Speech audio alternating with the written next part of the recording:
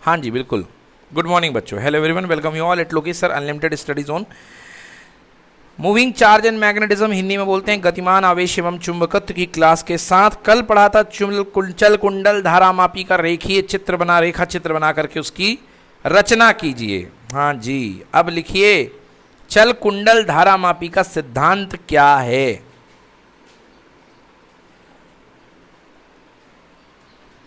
चल कुंडल धारामापी का सिद्धांत क्या है।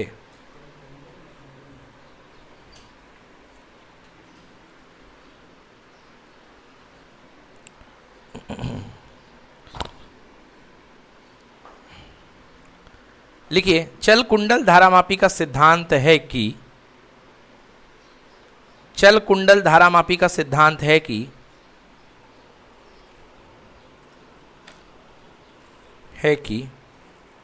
यदि एक विद्युतवाही चालक को चुंबकीय क्षेत्र में रखा जाए, यदि एक विद्युतवाही चालक को चुंबकीय क्षेत्र पे रखा जाए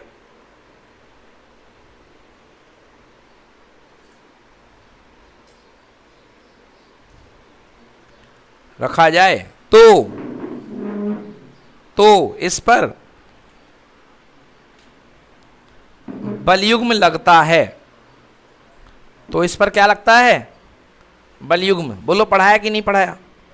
कल ही बताया था ना, आयताकार कुंडली बना करके। बोलो बनाया था कि नहीं बनाया था? अब देखो आप कंफ्यूज हो रहे थे। देखो इसमें इन लोगों ने देखो कॉइल कैसी बनाई है, फ्रेम कैसा बनाया है, आयताकार लिया ना। तो मतलब मैं सिद्धांत की बात कर रहा हूँ कि ये जो कॉइल वगैरह लेते हैं बुक्स वाले, ये एक्यूरेट वैसे ही नहीं लेते हैं, ये आपको समझाने के लिए इस तरीके की कॉइल लेते हैं। तो ये इसका डायग्राम है आयताकार कॉइल का, बाकी लोग देख सकते हैं। तो मैं कह रहा था कि यदि एक चन कुंडली धारामापी का सिद्धांत ये है कि यदि एक धारावाही लूप को चुंबकीय क्षेत्र में रखा जाए तो इस पर क्या कार्य करता है? बलयुग्म कार्य करता है। समझ गए ना? बलयुग्म के कारण कुंडली घूमने लगती है, बलयुग्म के कारण कुंडली, बस। तो कुंडली को घुमाना ही है, और घूमती हुई कुंडली से क्या जुड़ा रहेगा? पॉइंटर। क्या जुड़ा रहेगा? तो जितनी जोर की कुंडली घूमेगी उतना जोर का पॉइंटर घूमेगा। हाँ या ना? जितनी जोर की कुंडली घूमेगी उतने जोर का पॉइंटर घूमेगा। चलो अब इसके बाद इसकी थ्योरी है, थ्योरी व्योरी मैं ऐसा आपको पढ़ा चुका हूँ, वो सब आप अपने से लिख लेना। बस मैं एक बार रटे देता हूँ, हैं पढ़ देता हूँ, ध्यान से थ्योरी सुन लो। वही है, माना एक आयताकार कुंडली ABCD है जिसमें I धारा प्रवाहित हो रही है। इसकी भुजाओं से दो अलग अलग भुजाओं पे एक में बल अंदर की ओर तथा बाहर की ओर लगेगा, परिणाम स्वरूप कुंडली घूमना शुरू हो जाएगी। ये सब लिखना है। तो मैं एक बार पढ़ देता हूँ जल्दी में, और बाकी यही वाला डायग्राम है जो पिछले 3 दिनों से अपन वही डायग्राम बना रहे हैं चुंबकीय क्षेत्र के बीच में रख करके। देखिए चित्र में एक आयताकार कुंडली ABCD एक समान चुंबकीय क्षेत्र B में लटकाई गई है कि भुजा AB और CD क्षेत्र के लंबवत रहे। बिल्कुल सही बात है, ये भुजा AB और एक भुजा CD है ना, इधर है A, ये है B, ये है C और ये D। AB और CD क्षेत्र के लंबवत रहे। क्यों रहे? अधिकतम बल लगे, क्योंकि बिल साइन थीटा से थीटा बराबर 90 डिग्री होगा तो बल क्या लगेगा? अधिकतम, मैक्सिमम। बढ़िया, स्वीकार है भाई साहब। क्षेत्र को परपेंडिकुलर कर दो, लंबवत कर दो। मान लिया AB तथा CD बराबर L, ये है लंबाई और ये क्या है? चौड़ाई। ये है लंबाई, L हो गई लंबाई और B क्या हो गई? चौड़ाई। यस, यदि कुंडली में धारा I दर्शाई गई दिशा के अनुसार बहे तो फ्लेमिंग के लेफ्ट हैंड के नियम से, फ्लेमिंग के बाएं हैंड के नियम से इस पर लगने वाला बल कहाँ लगेगा? ऊपर। और इस पर बल लगने कहाँ लगेगा? नीचे। बोलो हाँ या ना? इस पर लगने वाला बल ऊपर है। यस, यदि कुंडली में धारा की दिशा I बहे इस तरीके से, धारा की दिशा कहाँ बह रही भाई साहब? इस तरफ है दिशा, देख लेना। बुक वालों ने उल्टी बनाई तो मैंने भी उल्टी बना कर दे दी है। बोलो ठीक है, स्वीकार है? हाँ देख लेते हैं। चलो भाई साहब आ जाओ। लेफ्ट हैंड लगाना, लेफ्ट हैंड। कौन सा हैंड? Left hand. ये लो भाई साहब, फील्ड कहाँ है? फील्ड नॉर्थ साउथ उस तरफ, फील्ड उस तरफ है। बोलो हाँ, फील्ड उस तरफ है। इसमें धारा कहाँ? नीचे। बोलो बल कहाँ लगा? बाहर। तो ये ऊपर की तरफ, ऊपर यानी बाहर। और इस पे कहाँ लगा? अंदर। नहीं आया समझ में? इस पे बाहर और इस पे अंदर। मतलब सामान्य भाषा में ये वाली भुजा बाहर इधर, हाँ या ना? और ये वाली भुजा अंदर, हाँ या ना? ये कुंडली है, ये वाली भुजा बाहर और ये वाली भुजा अंदर। तो हम घूमने लग गए इस तरीके से, समझ गए ना? तो इस पे बाहर बल लगेगा और इस पे अंदर लगेगा। पढ़ देता हूँ। कुंडली में धारा I आई दिखाई गई दिशा के अनुसार बहे तो फ्लेमिंग के हाथ के नियम से भुजा ए बी पर कार्य करने वाला बल लंबवत बाहर की ओर तथा भुजा सी डी पर कार्य करने वाला कागज के तल के लंबवत अंदर की ओर कार्य करेगा। समझ गए ना? इन दोनों बलों का परिमाण कितना होगा? BIL। कितना होगा? क्योंकि कोण अपने पास 90 हो चुका है। यह बल बराबर तथा विपरीत होने के कारण बल युग्म बनाएंगे, जिसके कारण कुंडली घूमने लगेगी, कुंडली विक्षेपित हो जाएगी। बोलो हाँ या ना? कुंडली क्या हो जाएगी? विक्षेपित हो जाएगी। चलिए अब देखते हैं।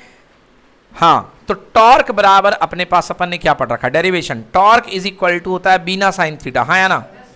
टॉर्क इज इक्वल टू होता है बीना sine theta, BINA sine theta. अब थीटा मतलब क्षेत्र का चुंबकीय क्षेत्र का कुंडली के तल के साथ का कोण। इस बार बच्चों ले लो अल्फा। क्या ले लो? अल्फा। क्यों ले लो अल्फा भी समझ में आ जाएगा। अल्फा इसलिए लेना है क्योंकि इसके ऊपर एक तार लटका हुआ है। बोलो हाँ, तार लटका हुआ है। यहां नीचे कुंडली घूमेगी और ऊपर कौन घूमेगा? तार घूमेगा। फॉस्फर ब्रांज की पत्ती, याद आया? कल बताया था। इसको बोलते हैं निलंबन पत्ती। क्या बोलते हैं? निलंबन मतलब लटकाने वाली पत्ती। तो निलंबन तार, निलंबन पत्ती, कुछ भी बोलना बोल दो, ठीक ना? तो मैंने बीना साइन अल्फा ले रखा है। अब आप जानते हो त्रिज्यीय क्षेत्र के लिए, त्रिज्यीय क्षेत्र कल बताया था मैंने, अवतल चुंबक के कारण जो क्षेत्र मिलता है वो कौन सा क्षेत्र होता है? तो त्रिज्यीय क्षेत्र में हर जगह थीटा कितना? 90। अल्फा 90 रख दो, मजे हो गए। आंसर टॉर्क बराबर कितना हो गया? BINA।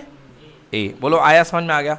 टॉर्क बराबर निकल आया बीना साइन 90 बराबर 1 हो गया। बोलो अल्फा से नहीं आ रहा? अरे वही है यार, बीना साइन थीटा था कल, था कि नहीं था? थीटा को नाम मैंने क्या दे दिया? अल्फा दे दिया, क्योंकि यहाँ पे एक और एंट्री होने वाली है। अगर इसको थीटा रखूंगा तो उसको अल्फा देना पड़ेगा। बोलो उसको अल्फा दे दूं क्या? इसको थीटा रहने दो, लियो भाई खुश रहो, कोई दिक्कत नहीं है। ये है थीटा, तो थीटा बराबर कितने डिग्री? तब भी बीना निकला। अब एक और कोण आएगा, इसको मैंने थीटा दे दिया तो उसको क्या दूंगा? अल्फा। इसको अल्फा देता तो उसको थीटा। चलो तो है ना, बुक वालों ने इसको अल्फा दे रखा था इसलिए मैंने अल्फा दे दिया। चलो बीना आ गया। आ गया बेटा? ये क्या है? ये है इसका लगाया गया बल युग्म का आघूर्ण, कुंडली का लगाया गया बल युग्म का आघूर्ण। टॉर्क बराबर BINA। ये कुंडली के द्वारा लगाया गया बल आघूर्ण है, कुंडली में उत्पन्न होने वाला बल युग्म का आघूर्ण है। अब ये कुंडली लटकी हुई है, कुंडली जब ऐसे घूमेगी बल युग्म का आघूर्ण, तो जो ऊपर से निलंबन तार लटका हुआ है उसमें इसके प्रति, इसके अपोजिट डेवलप होगा एक और आघूर्ण जिसको बोलते हैं प्रत्यानयन आघूर्ण। क्या होगा? आघूर्ण। जैसे आप बल लगाते हो स्प्रिंग, तो स्प्रिंग का उल्टा एक बल जनरेट होता है जिसको बोलते हैं प्रत्यानयन बल। तो यहां पर जो आघूर्ण डेवलप होगा उसके उल्टे में, दैट इज कॉल्ड प्रत्यानयन आघूर्ण।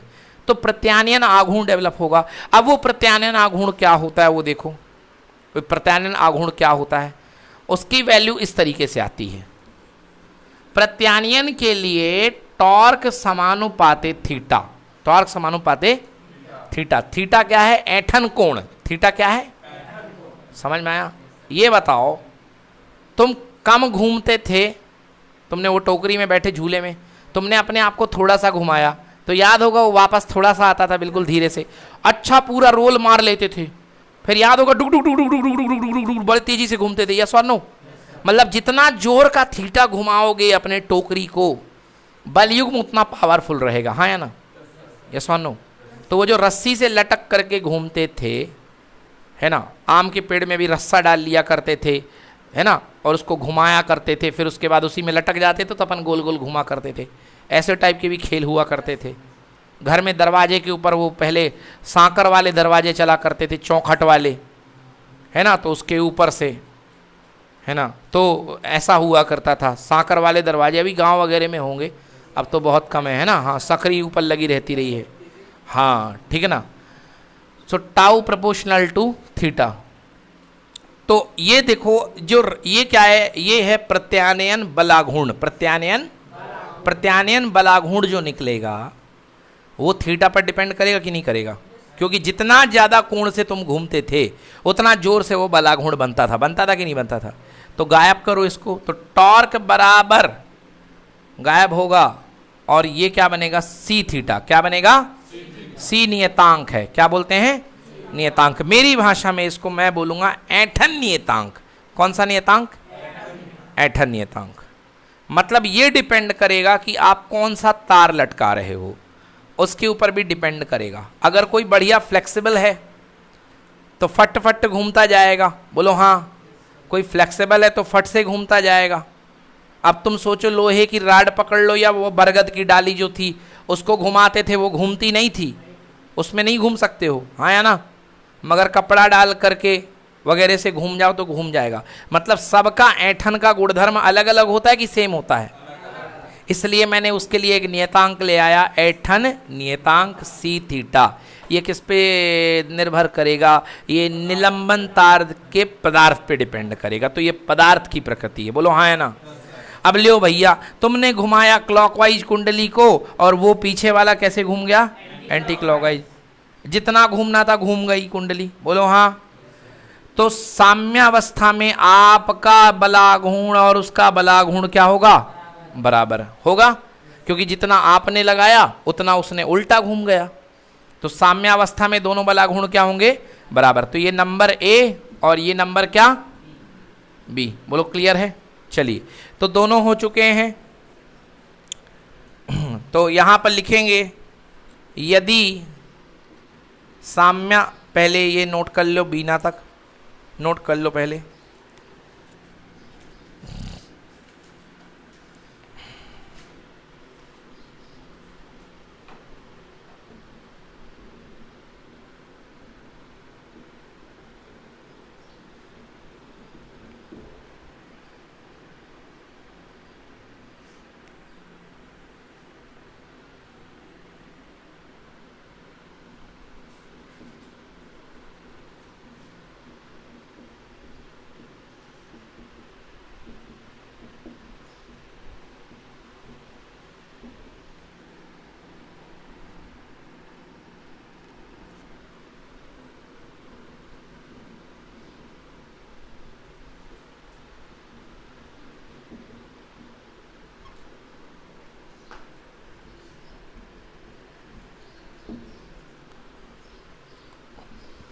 हम्म,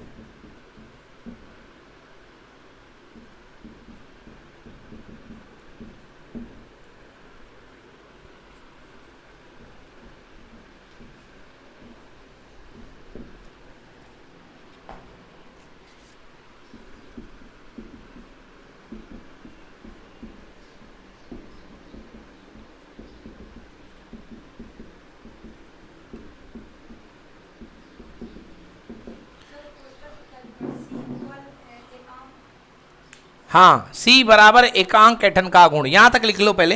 देखो ऐठन बलयुग्म का गुण टाउ बराबर सी थीटा। अच्छा यहां तक लिख लिया ना? बस हो गया। अब रुक जाओ थोड़ा सा। देखो 10 मिनट बाद में क्या लगा दिया? ए लगा दिया। क्या लगा दिया है? ए। समझने के लिए एक्टिंग, एक्टिंग, एक्टिंग कप्तान, कार्यवाहक कप्तान जो काम कर रहा है उस चीज पे, समझ गए ना। तो एक्टिंग टॉर्क ये है, मतलब जो टॉर्क कुंडली लगा रही है वो क्या है? ये है बी ना, हाँ है ना। और टॉर्क रीस्टोरिंग, आर मतलब रीस्टोरिंग, रीस्टोरिंग मतलब प्रत्यानयन, काउंटर अटैक, किसी के उत्तर में, किसी के उत्तर में। तुमने किसी को घूंसा दिया, सामने वाले ने हाथ रख लिया, ये उसका उत्तर है। समझ में आया ना? ये उसका उत्तर है। तुमने घूंसा मारा, सामने वाला सिंघम बन गया, ये उसका क्या है? उत्तर है। समझ में आ गया? तो ये क्या? रीस्टोरिंग। क्या बोलते हैं इसको? रीस्टोरिंग। तो तुम्हारा एक्टिंग ये है और उसका रीस्टोरिंग क्या है बेटा? ये है टॉर्क बराबर सी थीटा। बोलो हाँ। टॉर्क बराबर सी थीटा किसकी वजह से आ रहा है? ऐठन की वजह से। किसकी वजह से? ऐठन की वजह से। टॉर्क बराबर सी थीटा, मैंने बता दिया आता कहाँ से ये, तो टॉर्क बराबर सी थीटा आ गया। साम्यावस्था में, संतुलन की अवस्था में एक्टिंग टॉर्क और रीस्टोरिंग टॉर्क जितना लगाया गया और जितना उसका उत्तर आया प्रति उत्तर में, दोनों क्या होंगे बराबर, दोनों क्या हो गए बराबर। मतलब कुंडली जा करके मैक्सिमम जा करके रुक गई, हाँ है ना। मेरे को तुमने बांध दिया रस्से से, मैं घूमा, बस मैक्सिमम इतना ही घूम पाया, मेरी ताकत भी खत्म हो गई और मैं इतने पे जा करके रुक गया। तो मेरा बलाघूर्ण और ऊपर वाली ऐठन का बलाघूर्ण दोनों क्या हो गए बराबर हो गए। तो टॉर्क एक्टिंग बराबर टॉर्क रीस्टोरिंग, समझ गए ना। काम कर कुंडली का बलिगुण का आघूर्ण बराबर ऐठन का आघूर्ण, ऐठन बलिगुण का आघूर्ण। बीना बराबर सी थीटा, बोलो यस और नो। आई को रोक लो, आई को रोक लो, बाकी सी अपॉन एन बी ए। जरा देखो ध्यान से, इसको कांस्टेंट क्यों माना। सी किसकी प्रवृत्ति, पदार्थ की। बोलो फिक्स है कि अलग अलग है, अलग अलग पदार्थों के लिए, मगर एक ही तो पदार्थ यूज करूंगा यहाँ पे, एक टाइम में एक ही पत्ती न लटकाऊंगा कि 10 ठे लटकी रहेंगी। तो यहाँ पे क्या है फिक्स है। फेरों की संख्या, कुंडली बन गई, रेपर पैक हो गया, चिट लग गई, सील बट्टा हो गया, अब क्या है फिक्स है। चुंबकीय क्षेत्र, चुंबक फिक्स हो गया, फिक्स है, और कुंडली का क्षेत्रफल भी फिक्स है, सब फिक्स है, मगर थीटा बदल सकता है। बोलो हाँ है ना। तो ये फिक्स हो गया, तो इसको बोलते हैं गैल्वेनोमीटर नियतांक। क्या बोलते हैं, धारा मापीय नियतांक। तो ये कहलाता है, इसको जी से भी डिनोट करते हैं, इसको के से भी डिनोट करते हैं। तो आई बराबर के थीटा या आई बराबर जी थीटा, जी समानुपाती नियतांक है, गायब करोगे तो आई प्रोपोर्शनल टू, मतलब जितनी जबरदस्त करंट होगा उतना जोरदार एंगल होगा, विक्षेप होगा, हाँ या ना। आई प्रोपोर्शनल टू थीटा या थीटा प्रोपोर्शनल टू आई, बात बराबर है। I proportional to tau, I proportional to tau कर सकते हैं। देखो कैसे कर सकते हैं आई प्रोपोर्शनल टू टाउ। वैसे तो अरे यार, अरे सुनो सुनो, अरे यार क्यों, जरूरत क्या है इतना बड़ा कंफ्यूजन करने की, जरूरत क्या है। ये है तो यार जो चीज पहले ही कर चुके तो काहे की जरूरत। ये तो पहले ही अपन साबित कर चुके हैं ना कि जितनी जोरदार धारा होगी उतना जोरदार। तो ये तो बैठा ही हुआ अपने फॉर्मूले में, I proportional to tau, tau proportional to I, tau proportional to B, tau proportional to फेरों की संख्या N, and tau proportional to area. ये तो प्रूफ कर चुके हैं अपन। चलो छाप लो भाई फटाफट। तो ये हो गया गैल्वेनोमीटर का सिद्धांत, आई प्रोपोर्शनल टू थीटा।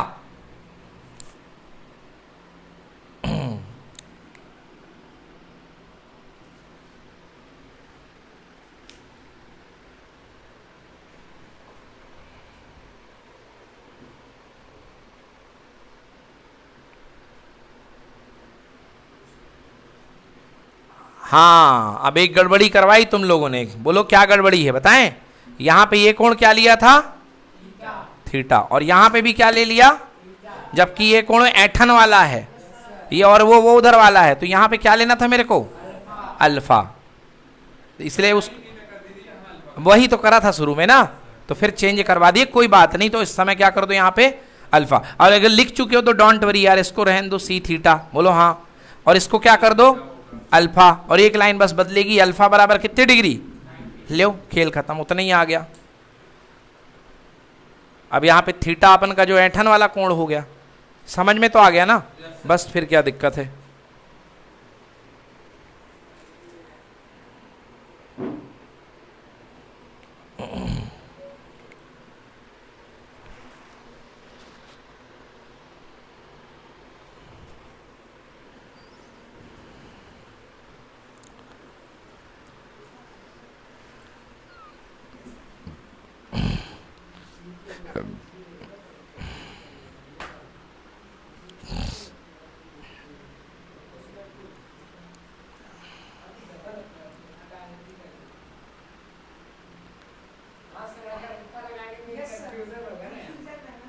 तो भैया आपको जो करना हो कर दो, इधर पे अल्फा ले आओ, कोई दिक्कत नहीं है। अगर आप अल्फा लाओगे तो आई प्रोपोर्शनल टू अल्फा, दिक्कत मालूम क्या हो जाएगी, ये भी वही है वो भी वही, दो अल्फा एक जैसे, हाँ है ना। ये भी अल्फा और ये भी अल्फा, क्योंकि ये भी अल्फा ही होता है प्रोपोर्शनल का इंसान, हाँ है ना। अच्छा हुआ ये, तो थीटा सही है।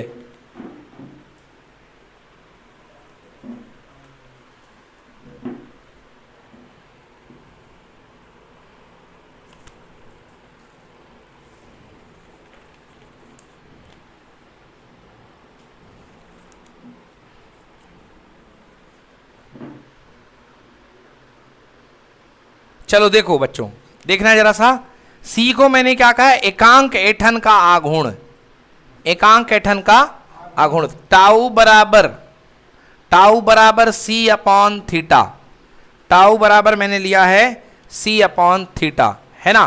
तो हाँ क्या हुआ, सी थीटा, हाँ sorry, tau equal to C theta, तो सी बराबर टाउ बटे थीटा, बोलो हाँ।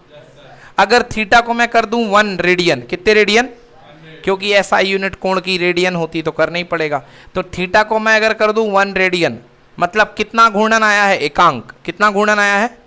अगर मैं इसको एकांक कर दूं तो थीटा को 1 रखने के बाद सी किसके इक्वल आ जाएगा।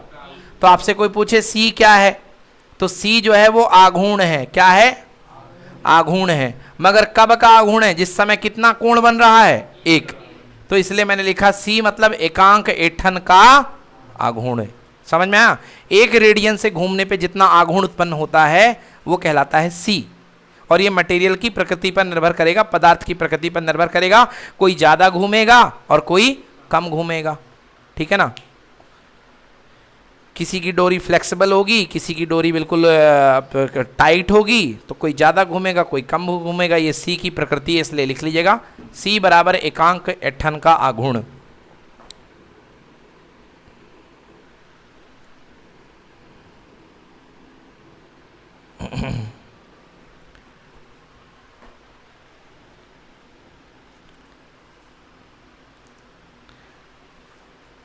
हाँ जरा बताओ, इस स्थिति में आघूर्ण कितना डेवलप होगा, सामने कॉइल रखी है, इस स्थिति में सामने कॉइल रखी, कितना आघूर्ण डेवलप होगा, अरे वो तो है, इस स्थिति में कितना आघूर्ण डेवलप होगा, नहीं मिनिमम, इस स्थिति में क्या है, मिनिमम की मैक्सिमम, इस स्थिति में थीटा कितना है 90, थीटा किसके किसके बीच का कोण है, बी और, हाँ तो इस स्थिति में जो आघूर्ण होगा मैक्सिमम होगा, क्योंकि यहां पर थीटा कितनी डिग्री है 90 डिग्री, बिल्कुल सही कह रहे हो यार, मैं तो कंफ्यूज कर रहा हूं, देखो बी इधर लग रहा है, बोलो हाँ, और क्षेत्रफल कहां होगा, अंदर या बाहर, तो मतलब ये अधिकतम आघूर्ण की स्थिति है, अधिकतम आघूर्ण की स्थिति है। तो क्या मतलब एक कंडीशन समझा रहा हूं, वो तो हो गया, डेरिवेशन तो हो गया, तो मतलब आपका टाउ अधिकतम तब होगा जिस समय थीटा बराबर कितने डिग्री 90 डिग्री, मतलब चुंबकीय क्षेत्र जो है अभिलंब की क्या होगा, लंबवत, चुंबकीय क्षेत्र अभिलंब के, इस वक्त चुंबकीय क्षेत्र इधर है, अभिलंब बाहर है, तो टॉर्क अधिकतम लगेगा, बोलो हाँ, और इस समय टॉर्क कितना लगेगा, टॉर्क बराबर बीना, कितना लगेगा, बीना लगेगा। अब यदि ये घूम करके 90 पे आ जाएगा तो इसका नॉर्मल चुंबकीय क्षेत्र भी वहीं, और इसका उसका जो नॉर्मल है, जो अभिलंब है वो भी सेम डायरेक्शन में, मतलब थीटा बराबर कितना हो जाएगा 0, तो टॉर्क क्या लगेगा, न्यूनतम, और न्यूनतम टॉर्क कितना होगा। तो 2 कंडीशंस इसमें अलग से दी गई हैं, अधिकतम टॉर्क की स्थिति, अधिकतम आघूर्ण की स्थिति और न्यूनतम आघूर्ण की स्थिति, दोनों मैंने बता दी। चलिए नोट कर लीजिए, ये हो गया पूरा नोट। हाँ नहीं नहीं, चुंबकीय क्षेत्र एवं अभिलंब के बीच का कोण, कंफ्यूज मत होइए, चुंबकीय क्षेत्र एवं अभिलंब के बीच का कोण। थीटा को मैंने कई बार कॉपी में भी लिखवाया, आप देखिए अलग से लिखवाया था मैंने, क्योंकि आप लोग कंफ्यूज हो ही रहे थे, अलग से मैंने लिखवाया था कि चुंबकीय क्षेत्र एवं अभिलंब के बीच का कोण, समझ में आया।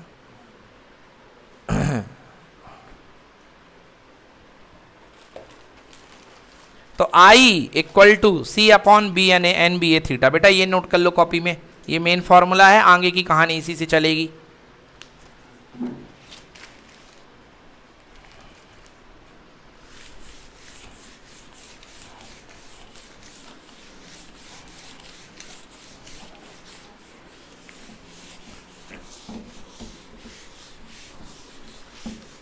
ठीक है जी, लिख लिया।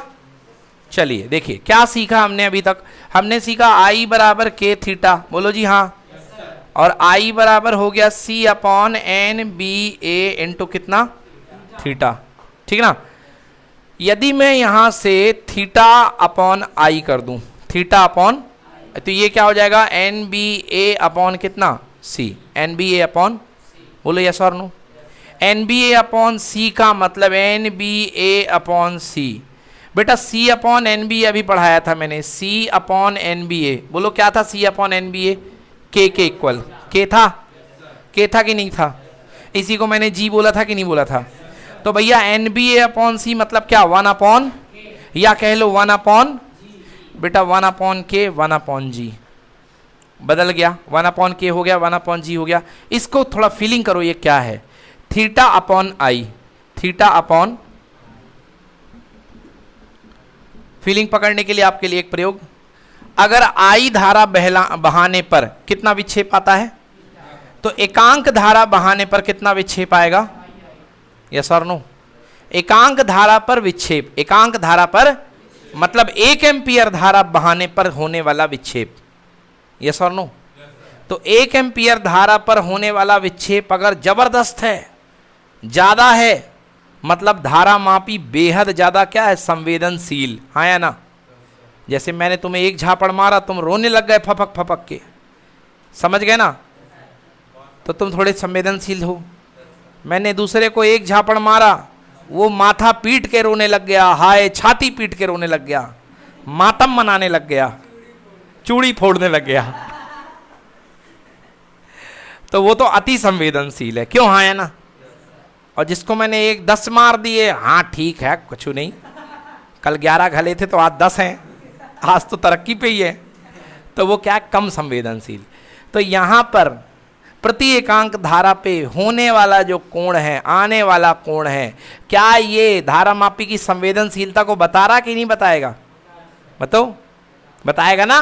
तो प्रति एकांक धारा पर आने वाला कोण की मात्रा को ही हम बोलते हैं संवेदनशीलता। क्या बोलते हैं, इसे बोलते हैं सुग्राहिता।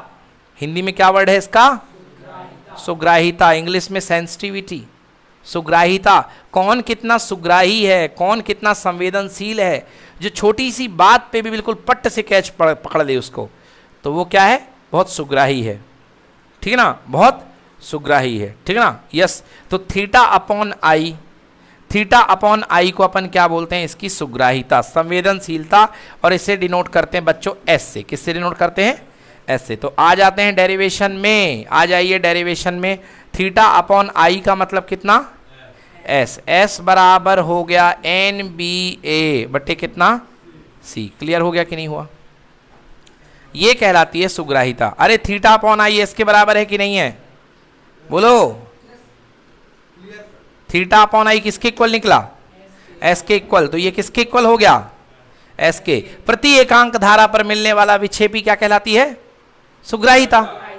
प्रति एकांक धारा पर मिलने वाला विक्षेप क्या कहलाता है, सुग्राहिता। बोलो हाँ या ना। मैंने तेरे पे करंट लगाई, एकांक धारा, तू बोले ओए लग गई, समझ गया ना, तेरी सुग्राहिता ठीक ठाक है, कम है। एक को मैंने दूसरे को 1 एम्पियर छुआई, वो डांस कर पड़ा, 5 मिनट तक डांस करता रहा, समझ गए ना, तो उसकी सुग्राहिता और ज़्यादा हुई कि कम हुई, ज़्यादा हुई। एक को छुआई 1 एम्पियर की धारा, वो कोमा में पहुंच गया, उसकी धारा सुग्राहिता क्या है, बहुत ज़्यादा। अब तो आ गया समझ में, सुग्राहिता मतलब कितना अच्छा सुग्राही है, सेंसिटिव है, संवेदनशील है, समझ गए ना। तो यस, तो प्रति एकांक धारा पर मिलने वाला विक्षेपी क्या कहलाता है, समझ गए। अगर प्रति एकांक धारा पर कम विक्षेप मिलेगा तो बताओ अच्छा सुग्राही होगा कि कम सुग्राही, ढीठ टाइप का गैल्वेनोमीटर है ना, दे जा रहे हैं करंट अपन, 10 एम्पियर चटकाए हैं, कुंडली है, ऐसा ही हल्के से, समझ, आराम से बिल्कुल घूम कर थोड़ा सा, और दूसरे में लगाई अपन ने, कुंडली बिल्कुल पलट गई, ऐसी हो गई टन टना के, मतलब वो ज़्यादा सुग्राही है। चलो बहुत समझा दिया, नोट कर लो भाई, सेंसिटिविटी NBA/C, NBA/C।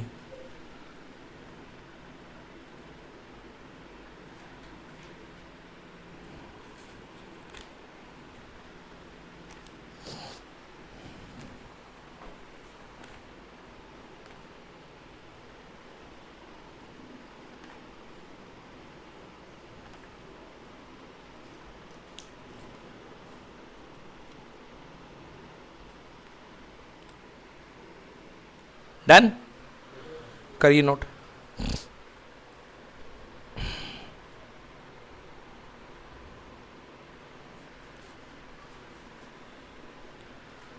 अगर फेरों की संख्या ज्यादा होगी तो सुग्राहिता क्या होगी, ज्यादा। चुंबकीय क्षेत्र ज्यादा होगा तो सुग्राहिता क्या होगी, अधिक होगी। मतलब चुंबकीय क्षेत्र शक्तिशाली करोगे तो सुग्राहिता ज्यादा होगी।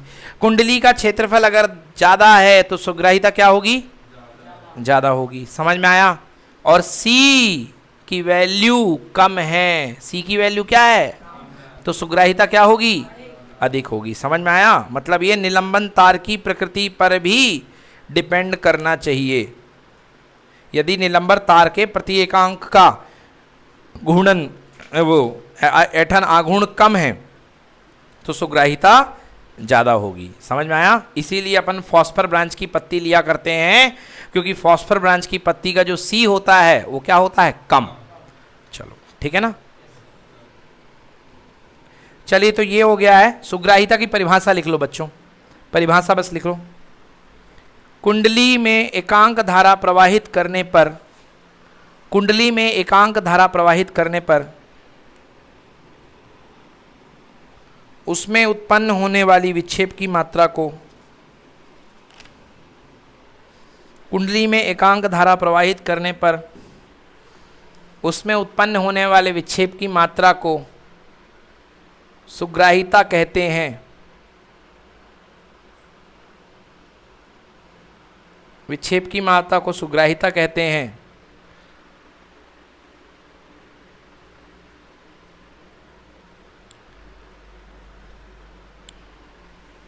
Paragraph change. यदि कुंडली में I धारा प्रवाहित करने पर उत्पन्न विक्षेप थीटा है तो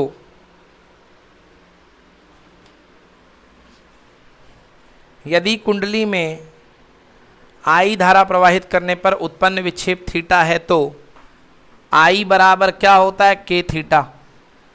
उत्पन्न विक्षेप कितना है, थीटा है, तो I बराबर कितना बच्चों, K थीटा। होता है कि नहीं होता? हाँ जी। सो I बराबर K की वैल्यू रख दे बेटा, कितना होता है, C/NB/A इंटू कितना, थीटा। यस और नो? C/NB into theta. फिर से वही डेरिवेशन दोबारा। तो ले भाई, थीटा को इधर ले आओ और यहाँ ले आओ कितना, I। थीटा को ऊपर और I को नीचे, क्योंकि प्रति एकांक धारा पर विक्षेप देखना है। तो जिसमें प्रति लगा होता है वो हमेशा कहाँ आता है, नीचे। तो प्रति एकांक धारा पर विक्षेप ये कहाँ आ जाएगा बेटा, NBA अपॉन में कितना, C। तो यही आ गई और इसी को बोलते हैं सुग्राहिता। तो S बराबर NBA/C। S बराबर NBA/C। अगला प्रश्न लिखो, इसको लिख लो, इसके बाद अगला प्रश्न लिखें। सुग्राहिता किन किन कारकों पर निर्भर करती है?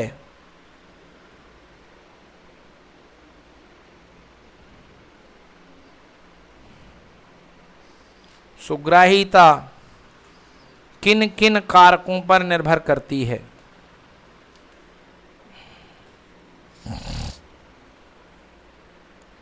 Any problem? तो 4 कारक मैंने आपको बता दिए हैं, N पर, B पर, A पर और C पर। उन पर सुग्राहिता निर्भर करती है, बना दीजिएगा। चलिए अगला टॉपिक लिखिए, उसका आंसर के लिए जगह छोड़ दीजिए। अगला टॉपिक लिखिए, चल कुंडली धारा मापी को अमीटर तथा वोल्ट मीटर में कैसे बदलते हैं? चल कुंडली धारा मापी को अमीटर तथा वोल्ट मीटर में कैसे बदलते हैं?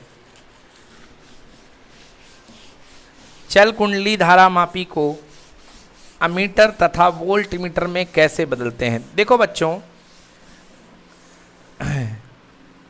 अपने पास जो अभी था वो था गैल्वेनोमीटर यानी विक्षेप मापी। अब विक्षेप मापी को हमको किस में बदलना है, धारा मापी में। किस में बदलना है, एमीटर यानी धारा मापी। मेरे को इसको धारा मापी में बदलना है, तो कैसे बदलेंगे आओ देखते हैं। लिखो पहला लिखो धारा मापी को अमीटर में परिवर्तन। लिखो धारा मापी का अमीटर में परिवर्तन।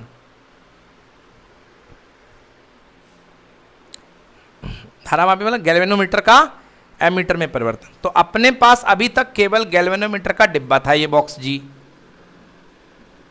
अब इसको हमको कन्वर्ट करके किस में ले जाता है मेरा, एमीटर में। मतलब ये बनाना है, ए बनाना है। तो पहले मेरे पास केवल गैल्वेनोमीटर था और अब मुझे इसको काय में बदलना है, अमीटर में। तो गैल्वेनोमीटर को मुझे एमीटर में बदलना है। तो कैसे बदलेंगे, लिखिए, हेडिंग डालिए, धारामापी का एमीटर में परिवर्तन। धारामापी का एमीटर में परिवर्तन। एमीटर का काम क्या है बेटा, धारा को नापना, बोलो हाँ। और धारा पूरी कब जाएगी, जब प्रतिरोध कम होगा कि प्रतिरोध ज्यादा होगा, प्रतिरोध कम होगा, है ना। मतलब हमारे पास एमीटर जो होता है उसका प्रतिरोध कितना होना चाहिए, कम से कम। और आदर्श एमीटर का प्रतिरोध कितना होगा, 0। कितना होगा, लिखो, एमीटर का प्रतिरोध कम होना चाहिए, एमीटर का प्रतिरोध कम होना चाहिए, इसलिए एमीटर का प्रतिरोध कम होना चाहिए, इसलिए धारामापी को एमीटर में परिवर्तित करने के लिए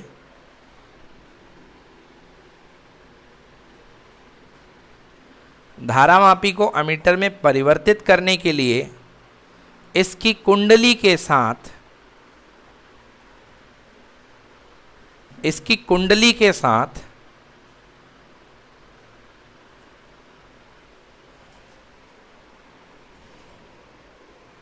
इसकी कुंडली के साथ, ये है गैल्वेनोमीटर की कुंडली, ये धारामापी की कुंडली। हमें प्रतिरोध कम करना है, सवाल का जवाब दो। प्रतिरोध कम करना है तो मैं इसके साथ एक प्रतिरोध जोड़ दूं। कैसे जोड़ूं, समानांतर में या श्रेणी में, बोलो। मैं इसका प्रतिरोध कम करना है मेरे को, तो मैं इसकी कुंडली के साथ एक प्रतिरोध जोड़ूं। दो रास्ते मैं आपको सुझा रहा हूं, बोलो, श्रेणी में जोड़ूं या समानांतर में जोड़ूं।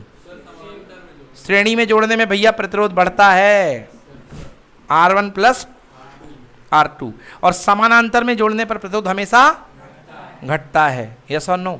मतलब मैं इसके साथ समानांतर में एक प्रतिरोध जोड़ दूं, समझ गए, एक समानांतर में प्रतिरोध जोड़ दूं। अब मैं बताऊं, समानांतर में जो प्रतिरोध जोड़ूं वो कैसा वाला जोड़ूं, बहुत कम वाला जोड़ूं कि बहुत ज्यादा वाला जोड़ूं। गलत बोल गए, बहुत ज्यादा वाला, बहुत कम वाला। कारण, समानांतर क्रम संयोजन में जो तुल्य प्रतिरोध आता है वो सबसे छोटे से भी छोटा आता है। समझ में आया। जैसे आपने 1, 2 और 3 का तुल्यता प्रतिरोध निकाला, बोलो हाँ। जो इसका तुल्य प्रतिरोध आएगा बताओ वो किससे छोटा होगा, 3 से छोटा, 2 से छोटा या 1 से छोटा, 1 से भी छोटा होगा, हाँ या ना। मतलब जो सबसे छोटा है उससे भी। तो अपन को भैया, अपन को इसको छोटे से छोटा करना है, तो अपन यदि इसमें ज़्यादा जोड़ेंगे तो कम तो ये हो जाएगा फिर, तो इससे कम निकलेगा। बट यदि अपन इसको मान लो ये 10 ओम है, कितने ओम है, 10 ओम है, और अगर अपन हम 2 ओम यहाँ लगा दें तो जो तुल्य प्रतिरोध आएगा वो 10 ओम से कम आएगा कि 2 ओम से कम आएगा, 2 ओम से भी कम आएगा। तो बताओ ज़्यादा उपयुक्त क्या है यहाँ पर, यहाँ पर कम प्रतिरोध जोड़ना कि अधिक प्रतिरोध जोड़ना। तो मतलब सीधी बात है, हम यहाँ पर कौन सा प्रतिरोध जोड़ेंगे, कम। कम प्रतिरोध जोड़ने से जो तुल्य प्रतिरोध आता है वो कम से भी कम आता है। ये हमने धारा विद्युत में पढ़ रखा है। तो इसलिए एमीटर बदलने के लिए धारामापी की कुंडली के साथ क्या, समानांतर में एक बेहद कम प्रतिरोध, बेहद कम प्रतिरोध को बोलते हैं शंट। क्या बोलते हैं, इसलिए इंग्लिश में इसका नाम पड़ गया एस। तो लिखो भैया, इसके कुंडली के साथ समांतर क्रम में एक बहुत कम प्रतिरोध का तार, जिसे शंट कहते हैं, जिसे शंट कहते हैं, जोड़ देते हैं।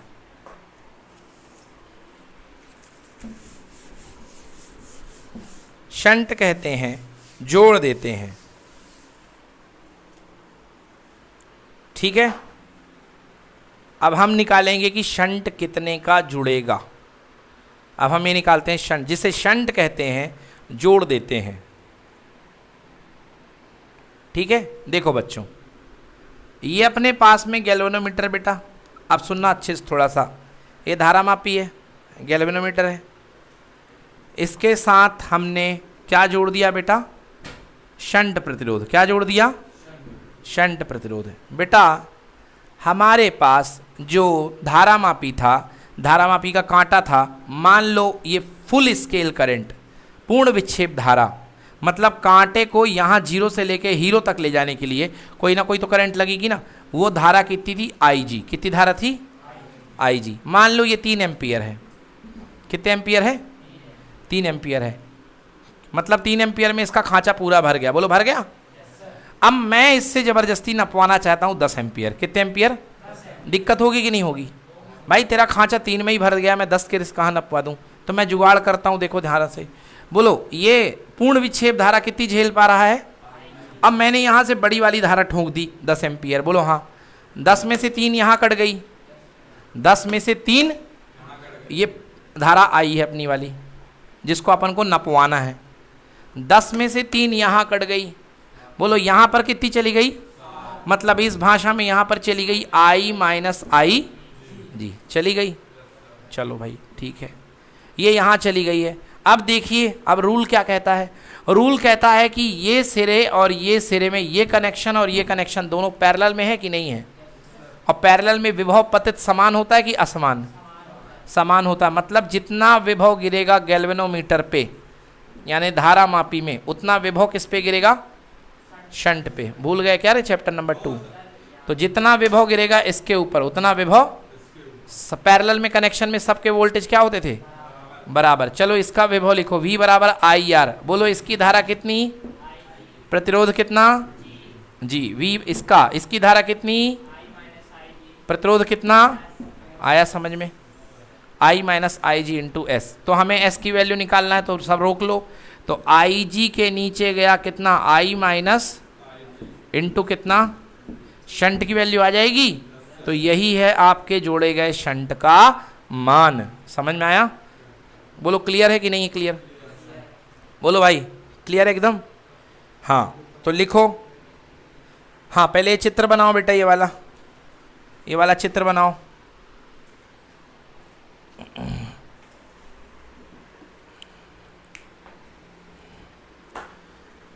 लिखिए। चित्र बना लिया? चित्र बनाइए फिर यस बोलिए।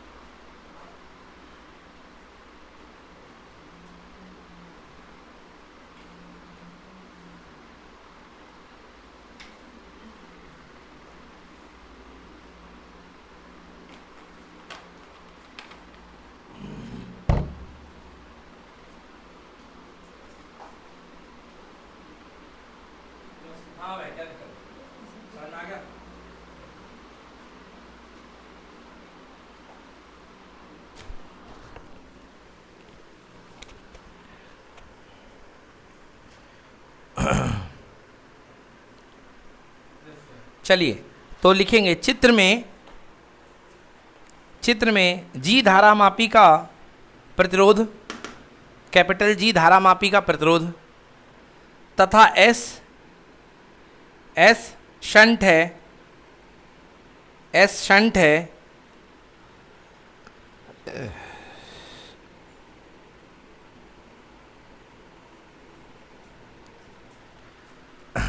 यदि मुख्य धारा I का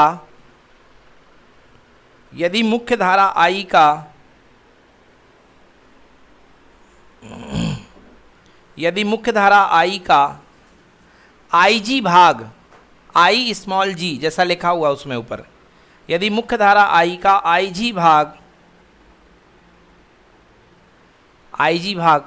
तो IG को क्या बोलता हूं मैं? पूर्ण विक्षेप धारा। क्या बोलता हूं? पूर्ण विक्षेप धारा। तो ब्रैकेट में उसको लिख लो पूर्ण विक्षेप धारा। IG के ब्रैकेट में, IG भाग के ब्रैकेट में पूर्ण विक्षेप धारा, ब्रैकेट बंद। IG भाग धारा मापी की कुंडली से होकर प्रवाहित हो, धारा मापी की कुंडली से होकर प्रवाहित हो तो शंट में जाने वाली धारा का मान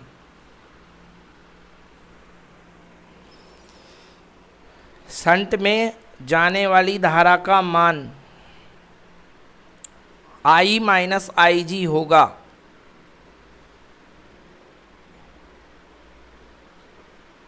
ठीक है ना, I माइनस आई जी होगा।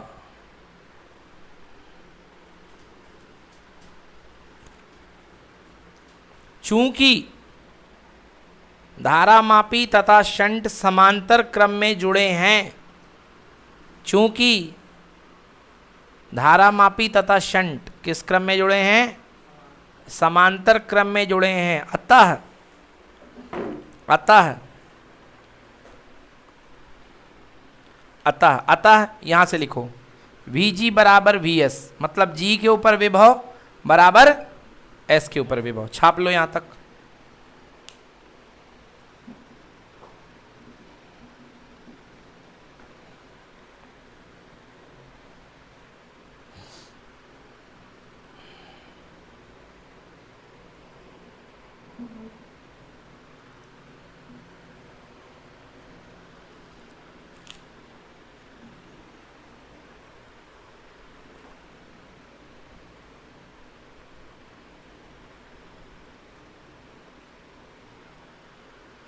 ठीक है, हाँ, लेकिन इस प्रकार जब इस मान को, जब इस प्रकार जब इस मान के शंट को, इस प्रकार जब इस मान के शंट को, मतलब ये जो शंट आया इसकी वैल्यू जो आई है जितना भी आएगी 10 ओम 15 ओम 50 ओम, इस मान के शंट को धारामापी के साथ, धारामापी के साथ समांतर में लगा दिया जाता है, तो वह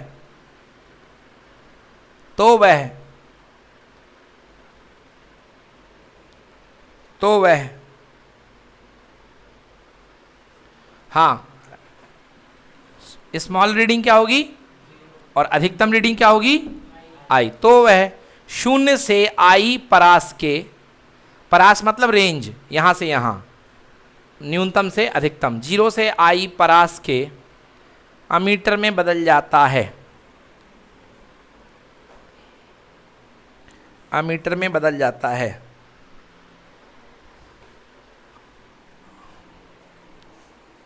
अगली लाइन लिखो,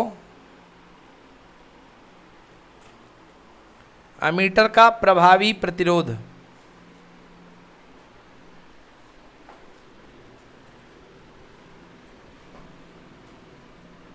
अमीटर का प्रभावी प्रतिरोध,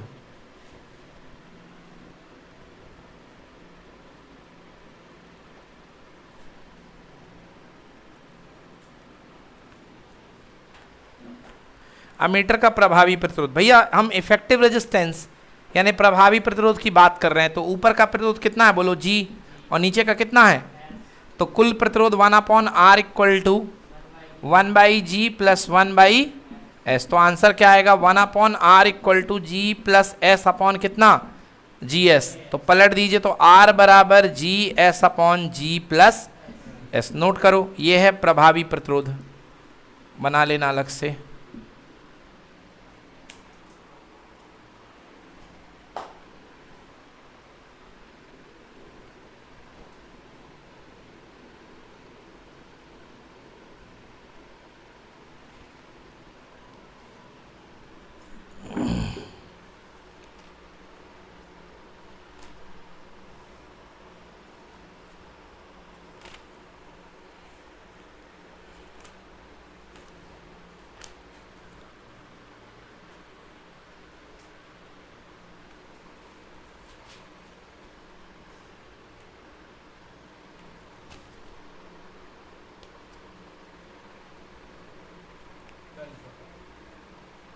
ठीक है, अब लिखिए अगला, ये हो गया, लिखो अगला, धारामापी का वोल्टमीटर में परिवर्तन करना, धारामापी का वोल्टमीटर में परिवर्तन, ये मीटर में परिवर्तन हो गया, आप देखिए वोल्टमीटर में परिवर्तन।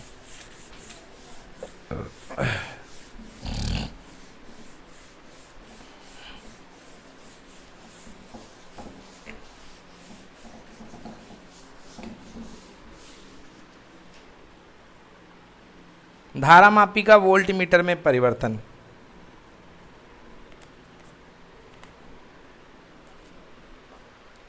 देखिए वोल्ट मीटर में परिवर्तन करने के लिए एमीटर में क्या था, तुल्य प्रतिरोध कम होना चाहिए, तुल्य प्रतिरोध कम होना चाहिए। आदर्श एमीटर का प्रतिरोध भी मैंने बताया 0।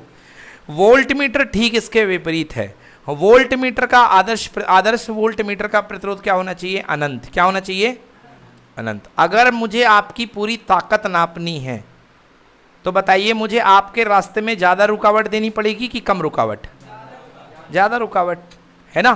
तो मेरे को देखना है कि कितना ज्यादा प्रबलता लेके आ रहा है वोल्टेज, कितना ज्यादा ऊर्जा लेके आ रहा है, तो उसके रास्ते में मुझे ज्यादा कांटे बिछाने पड़ेंगे कि नहीं बिछाने पड़ेंगे। यस। तो गैल्वेनोमीटर की कॉइल तो है, इसका मुझे प्रतिरोध बढ़ाना है। तो पिछले बार प्रतिरोध घटाना था तो मैं समांतर में जोड़ रहा था, इस बार मुझे प्रतिरोध बढ़ाना है तो मैं किस में जोड़ूंगा, श्रेणी में जोड़ दिया मैंने एक प्रतिरोध।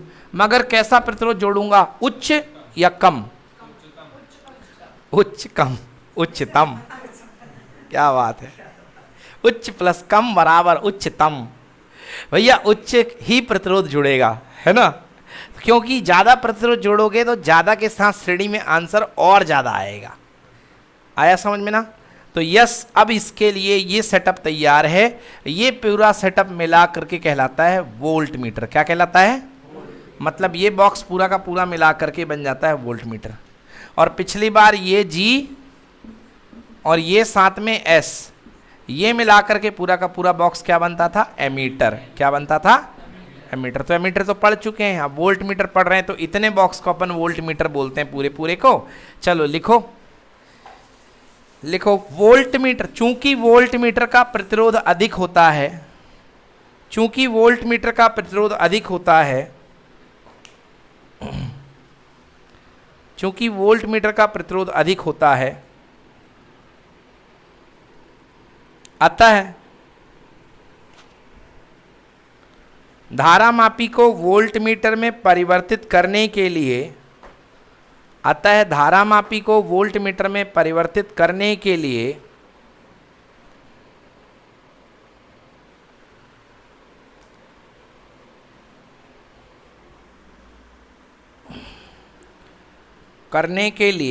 उसकी कुंडली के साथ, उसकी कुंडली के साथ उच्च प्रतिरोध का तार श्रेणी क्रम में जोड़ दिया जाता है। उच्च प्रतिरोध का तार श्रेणी क्रम में जोड़ दिया जाता है। ठीक है, उच्च प्रतिरोध का तार जो है श्रेणी क्रम में जोड़ दिया जाता है। लिखो, माना धारामापी का प्रतिरोध G है, माना धारामापी का प्रतिरोध G है तथा श्रेणी क्रम तार का प्रतिरोध R है। श्रेणी क्रम में जुड़े हुए तार का प्रतिरोध कितना है, R है।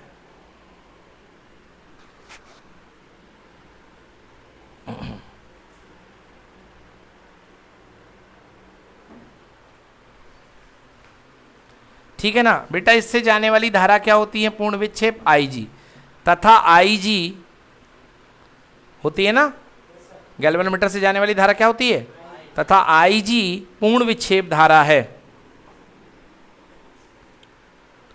IG पूर्ण विक्षेप धारा है, फुल स्केल करंट जिसपे पूर्ण विक्षेप मिलता है, IG पूर्ण विक्षेप धारा है।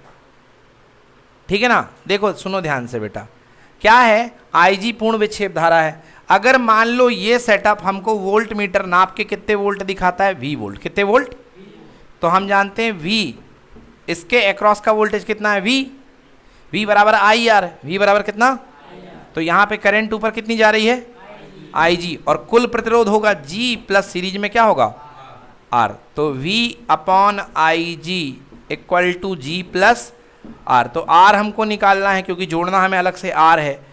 तो R बराबर V अपॉन IG माइनस का कितना, नोट करिए, यही अतिरिक्त प्रतिरोध है जिसको आपको श्रेणी में जोड़ना है। नोट करो इतना।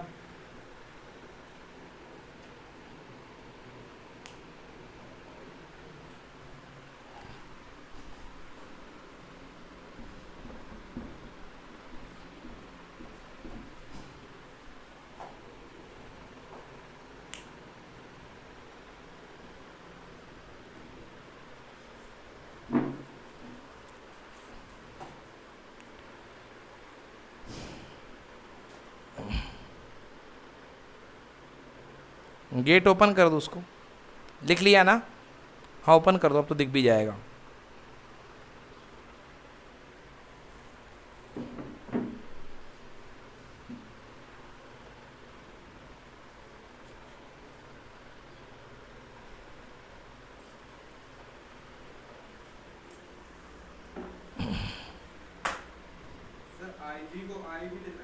नहीं, आईजी को यहां पे ले सकते हो हालांकि, मगर आईजी ही लो, क्योंकि उसको पूर्ण विक्षेप धारा बोलते हैं, फुल स्केल करंट होती है, उसको आईजी ही बोलो।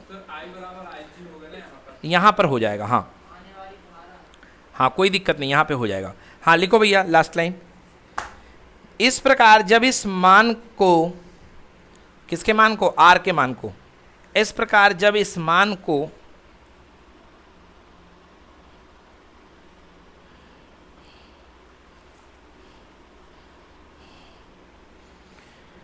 उच्च प्रतिरोध धारामापी कुंडली के साथ, उच्च प्रतिरोध धारामापी की कुंडली के साथ श्रेणी क्रम में संयोजित कर दिया जाता है तो वह 0 से V, 0 टू V, 0 मतलब मिनिमम वोल्टेज से अधिकतम वोल्टेज V जितना नापना था, ये जो हमने लगाया था कि हमारी मंशा इतना नापने की है, 0 से V, 0 to V voltage, 0 to V volt परास, वोल्ट परास के यानी वोल्ट रेंज के, 0 से V वोल्ट परास के वोल्ट मीटर में परिवर्तित हो जाता है।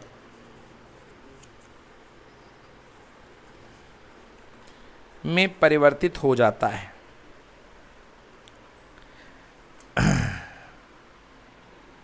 ठीक है, तो प्राइमरली जो चैप्टर है यहाँ पे आपके सिलेबस में सारा कवर कर दिया है मैंने, 0 से V वोल्ट के परास में बदल जाएगा। इसका चैप्टर का पूरा सिलेबस ख़त्म हो चुका है। टोराइड एक छोटी सी पार्ट है ना, वो सिलेबस से भी हट गया है। अभी मैं उसको आपको कभी बता दूंगा एक्स्ट्रा टाइम ले करके, ठीक है ना, वो पहले भी नहीं आया है और अब तो उसका लिख करके नाम हटा दिया गया है, नो वरी। तो कल से अपन स्टार्ट करेंगे इसकी प्रैक्टिस। 4 पार्ट प्रैक्टिस में है ना, दिग्दर्शिका, परीक्षा अध्ययन, एग्ज़ाम मास्टर, परीक्षा बोध। तो 4 पार्ट में हम 4 बुक्स लगाएंगे और कल से न्यूमेरिकल वगैरह सब कुछ है। और आप लोग भी कल इसको पूरा सॉल्व करके लेके आइए। कुछ बुक्स हैं तो दे दूंगा और बाकी ग्रुप में पढ़ा हुआ है तो उनसे देख के मदद ले लेना। Thank you so much guys, thank you so much for being with Lokesh sir unlimited study zone.